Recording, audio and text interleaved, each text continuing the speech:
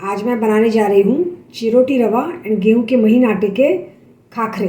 इसके लिए मैंने 250 ग्राम चिरोटी रवा लिया हुआ है, सम्राट ब्रांड का लिया हुआ है। बम्बई में जो सम्राट ब्रांड का जो चिरोटी रवा मिलता है वो काफ़ी अच्छी क्वालिटी का आता है। उसमें प्रोटीन की मात्रा समाई हुई होती है, थोड़ा येलोइश कलर का होता है। येलोइश कलर का मतलब है कि इसमें प्रोटीन का प्रपोर्शन या न्यूट्रिशन समाया हुआ है। गेहूं का महीन आटा लिया हुआ है।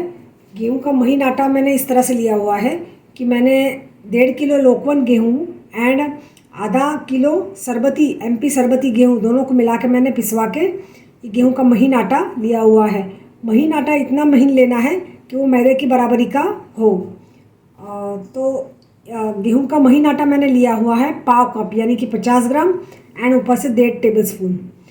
इनको दोनों को मैंने अच्छे से छान लिया हुआ है मैदे की छन्नी से। अब मैं इनको दोनों को मिला लूँगी। मिलाना ज़रूरी है, मिलाने के बाद ही इसमें मोयन डालना है। चिरोटी रवा एंड गेहूं के महीन आटा दोनों को मैंने अच्छे से उंगलियों से मिला लिया हुआ है। यहाँ पे मैंने 130 ml जितना पानी लिया हुआ है। 130 ml सादा पानी, उसमें मैंने 2.5 ग्राम जितना समुद्री नमक का पाउडर मिलाया हुआ है। एंड नमक को पिघलाना पानी में बेहद ज़रूरी है। पिघलाने के बाद ही आटा लगाना है। और अब मैं इसमें डालूँगी 1.25 टेबलस्पून जितना गाय का पिघला हुआ देसी घी। गरम नहीं डालना है, पिघलाना है पर गरम नहीं डालना है। ये मैं 1.25 टेबलस्पून इसमें डाला, यानी कि आधा टेबलस्पून प्लस 1 टीस्पून इतना मोयन डालना है। अब इनको मैं अच्छे से मोयन कर लूँगी।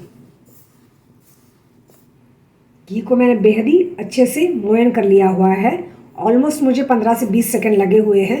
हर एक जो कण है वो घी वाला हो जाना चाहिए, गट्ठे नहीं दिखने चाहिए। अब इसमें धीरे धीरे पानी डालूँगी, नमक वाला पानी डालूँगी एंड आटा गूंदूँगी।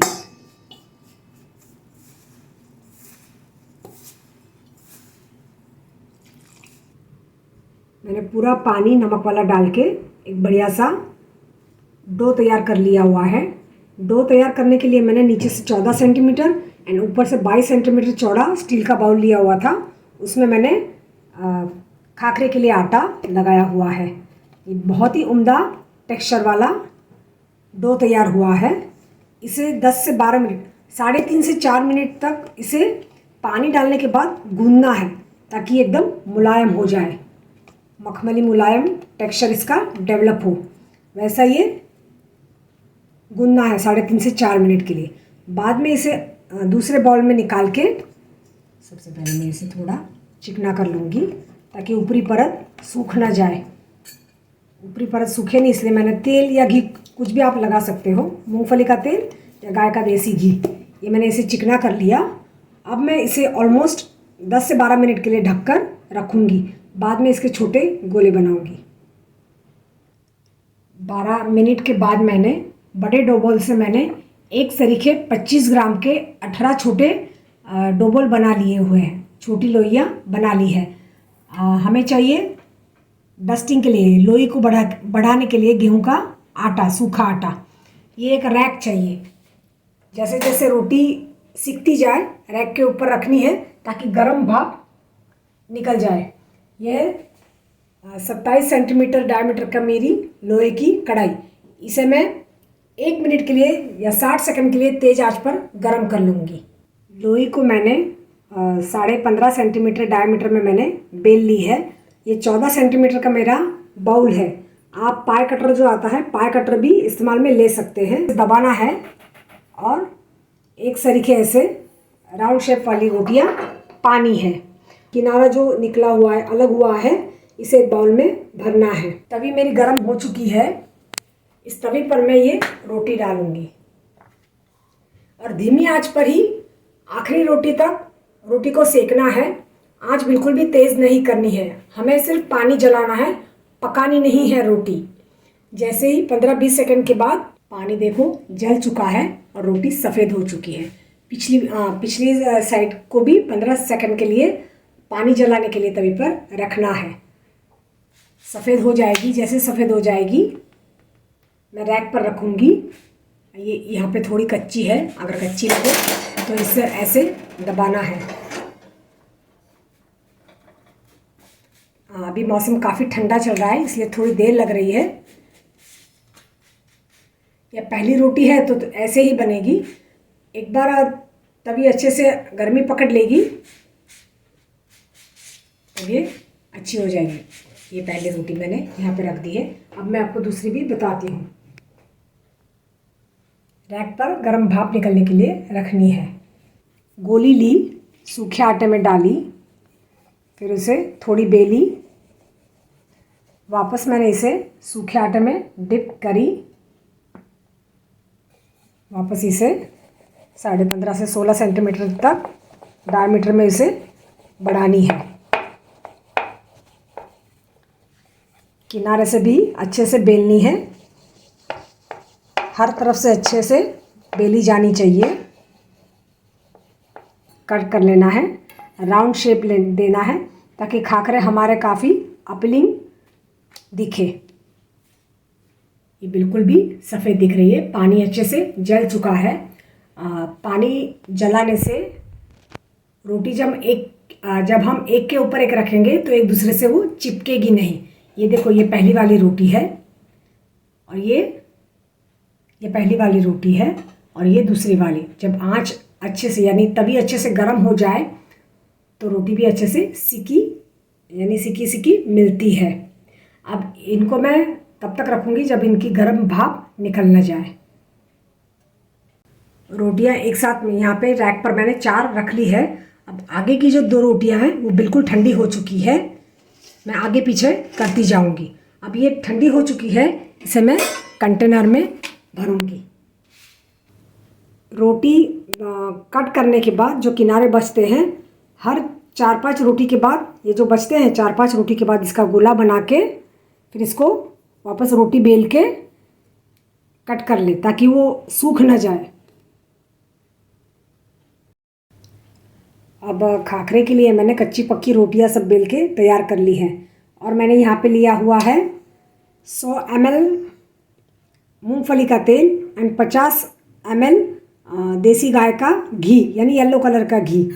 इन दोनों को मैंने मिला लिया हुआ है। अब मैं क्या करूँगी कि इन सभी रोटियों पर लगा लूँगी,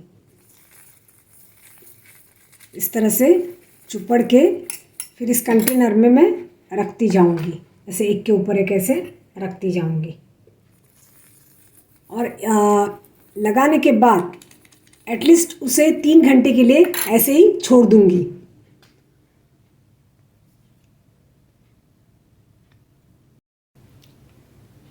तेल एंड घी का मिश्रण रोटी पर लगाने के बाद 3 घंटे के लिए रखने के बाद वापस तेल घी का कोटिंग करना है।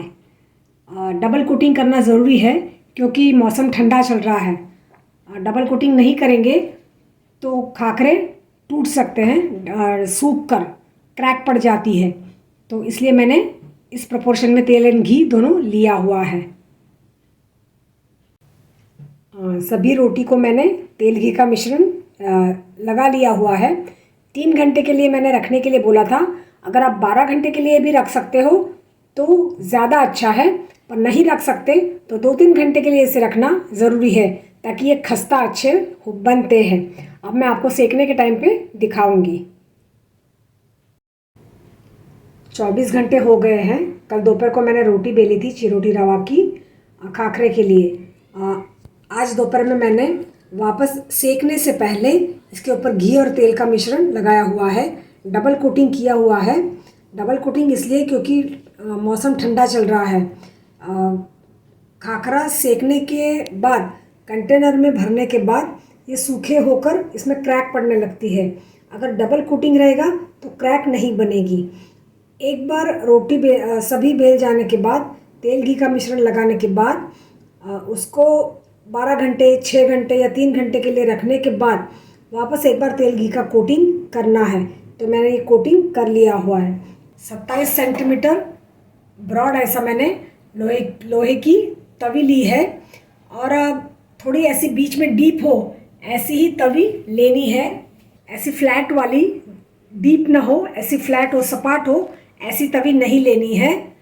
डीप तवी होने से फ़ायदा यह होगा कि रोटी को हम जब हम रखेंगे अंदर तो उसे हर तरफ से गर्मी मिल पाएगी, और गर्मी मिल पाएगी तो वो टोस्टी टेक्सचर डेवलप करने में मदद करेगी। ये एक रैक लिया हुआ है, जैसे जैसे मैं खाखरे तैयार करती जाऊंगी इनके ऊपर रखती जाऊंगी। थोड़े ज़्यादा मात्रा में मैंने खाखरे तैयार किए हुए हैं, इसलिए मैंने एक जाली वाली प्लेट ली हुई है और एक स्टैंड लिया हुआ है। आधे खाखरे सीख जाने के बाद मैं इस पर रखूँगी एंड बाकी के आधे खाखरे मैं सीखते जाऊँगी, इन रैक पर रखती जाऊँगी। क्योंकि मौसम उफान वाला है तो खाखरे ठंडे होने में काफ़ी देर लगती है। डीप तवी लेने से खाखरा स्टोर करने में भी काफ़ी आसानी रहती है। अब मैंने 3 बर्नर वाली मेरी सिगड़ी है एंड मध्यम बड़े बर्नर पर मैंने ये तवी रखी हुई है एंड 60 सेकंड के लिए मैं इस तवी को गरम कर लूँगी, तेज़ आंच पर गरम कर लूँगी। 60 सेकंड हो चुके हैं। अब इन रोटी आंच मैंने धीमी कर ली है और इन जो तेल घी चुपड़ी हुई रोटी है इसको मैं इसे कंटेनर में भर लूँगी एंड बारी बारी से सेकती जाऊँगी।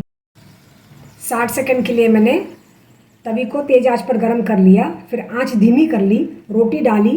रोटी को तब तक रखना है जब तक घी तेल आपको रिलीज़ होता दिखाई ना दे।